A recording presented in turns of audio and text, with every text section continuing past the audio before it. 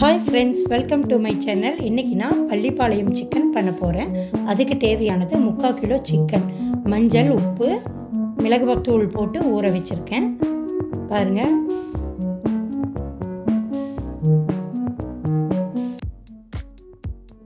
அடுத்தது சின்ன வெங்காயம் ஒரு கைப்பிடி எடுத்து தோல் உரிச்சு வச்சிருக்கேன்.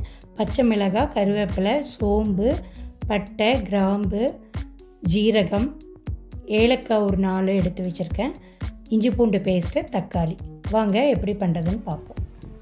பாருங்கள், ஸ்டவ்வில் கடாய் வச்சுக்கோங்க, எண்ணெய் ஊற்றிக்கோங்க.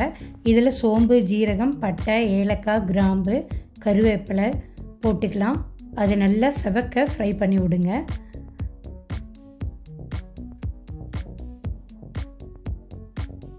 இது கூடயே பச்சை மிளகு, வெங்காயம் அதையும் போட்டுக்கலாம். அதையும் நல்லா ஃப்ரை பண்ணி விடுங்க. இது எல்லாமே நல்லா எண்ணெயில் ஃப்ரை ஆகி நல்லா ரெட் கலரில் வரணும். தேவையான அளவுக்கு இஞ்சி பூண்டு பேஸ்ட் சேர்த்திக்கிறேன்.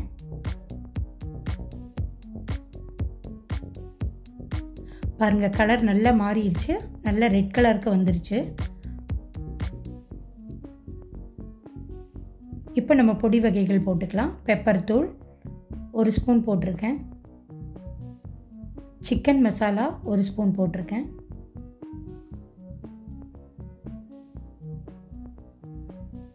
மல்லித்தூள் பார்த்திங்கன்னா 2 ஸ்பூன் போட்டுக்கோங்க.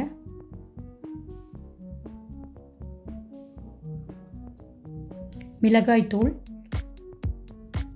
அது 1 ஸ்பூன் போட்டுக்கோங்க. போட்டு இதையெல்லாம் நல்லா எண்ணெயில் ஃப்ரை பண்ணி விடுங்க. அதோட பச்சை வாசனையெல்லாம் போகணும்.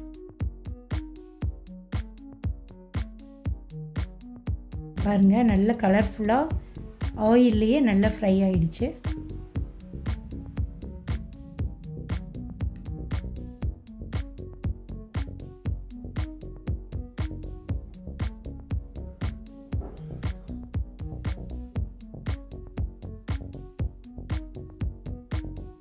இப்போது நான் தக்காளி அரைச்சி வச்சுருக்கேன் மிக்சியில், அதை ஆட் பண்ணிக்கிறேன்.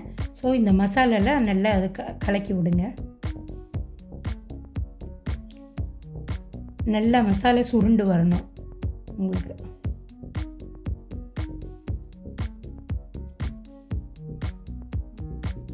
இப்போது அந்த தக்காளி அரைச்ச ஜார்லேயே தண்ணி ஊற்றி கொஞ்சம் ஊற்றிக்கலாம்.